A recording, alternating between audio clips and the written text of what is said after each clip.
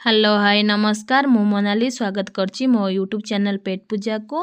तो चलते आज बनैबा कांकड़ फ्राए। तो कांकड़ फ्राए बनैया पई मु एठी किछि कांकड़ नेइछि, आलू टमाटर आ गोटे बड़ साइज रो प्याज जाक मु काटी के रखिछि। तो चलते बनैबा कांकड़ फ्राए।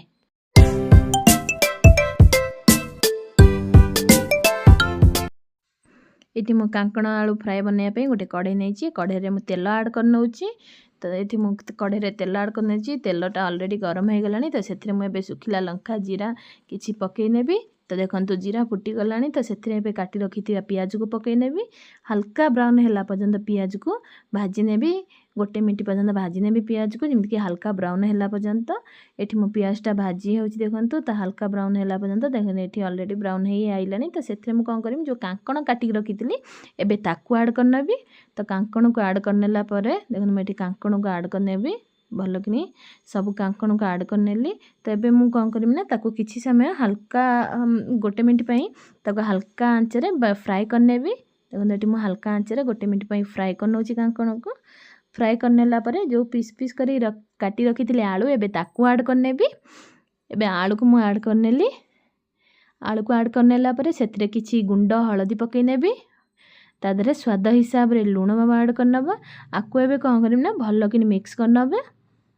हळदी गुंड लूण को कांकण और आलू देहरे भल कि मिक्स करनबा। मिक्स करने की ताकू 2 मिनट पई ढांकी की छाड़ी दबा। ए मु ढांकी देली 2 मिनट पई। 2 मिनट परे मु एबे देखुची देखंत एबे मु ढांकण काट देली। तो आलू आ कांकण हमर हाफ बॉयल हैला पलिया हे गलानी। तो एबे हम ता कोन करे आउ थरे चामच चलै नबा जेमि तळ न लागि जिवो। तो मु एठी कांकण को 2 रु 3 मिनट एमिति हल्का आंच रे फ्राई करनेबी। आगे 2 रु 3 मिनट फ्राई करनेला परे देखंत एठी हमर फ्राई होउची कांकण आलू तार कलर भी टिके चेंज हे आसिलानी। तो ऑलरेडी मु 2 रु 3 मिनट फ्राई कर साइलिन। तो कलर टिके चेंज हे आसिलानी। एबे हम सेतरे कोन करिया एठी हमर कांकण हल्का कलर चेंज हेलानी। तो सेतरे हम ऐड कर देबा बे टमाटर जो टमाटर काटी रखिथिली। तो गोटे टमाटर म एठी काटी के रखिथिली। तो एबे म ताकू ऐड करनेबी। ताकू ऐड करने किछि समय हल्का रे मिक्स करनबा ता सहित कांकण आलू सहित टमाटर को मिक्स करनबा। एबे आकू आउ 2 मिनट ढांकी कि छाड़ी दबा। एबे ताकू म एबे आउ 2 मिनट ढांकी कि छाड़ी देबी। तो देखन 2 मिनट पर आम ढांकण काढ़ी देखिया। एठी हमर 2 मिनट हो गला। तो ढांकण काढ़ी देखिया एठी हमर टमाटर भी ए नरम हो गलानी जेहेतु ता संग रे फ्राई होची आलू आ कांकण संग। तो एबे हम सेत्र कोन करी ऐड करिया रेड चिली पाउडर। तो एठी मु ऐड करची जीरा गुंड किछि धनिया गुंड किछि गरम मसाला। तो मु एबे सब जांक को मिक्स कर नेबी।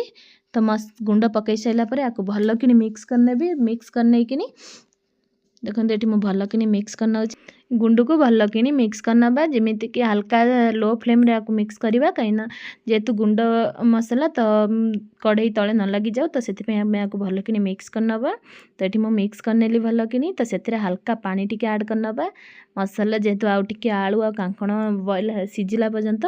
तो हम मिक्स करना अल्प टिके पानी देकिनी ये मुझे पानी ऐड करने पानी ऐड करने भल कि मिक्स करने ताको किसी समय ढांकी देवी। ये मुझे ढांकण काढ़ी सारे देखूँ ये मुझे ढांकण काढ़ीदेली आमर ए बन गला आमर ये बनिकी रेडी हो गला। तो ये आम कौन करा देखो आउ थे चल नवा।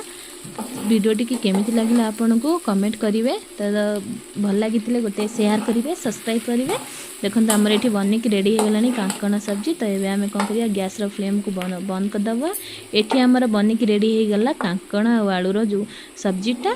तो आम केमिति कौन वीडियोटी होती गोटे कमेंट करेंगे। आपको आपन रुटी सांगरे खाईपारे भात सांगरे भी खाईपारे रुटी सांगरे भी खाईपारे। एतिक अनुरोध आपन पाखरे वीडियोटी केमिति लगला प्लीज गोटे लाइक शेयर सब्सक्राइब करने कमेंट करेंगे।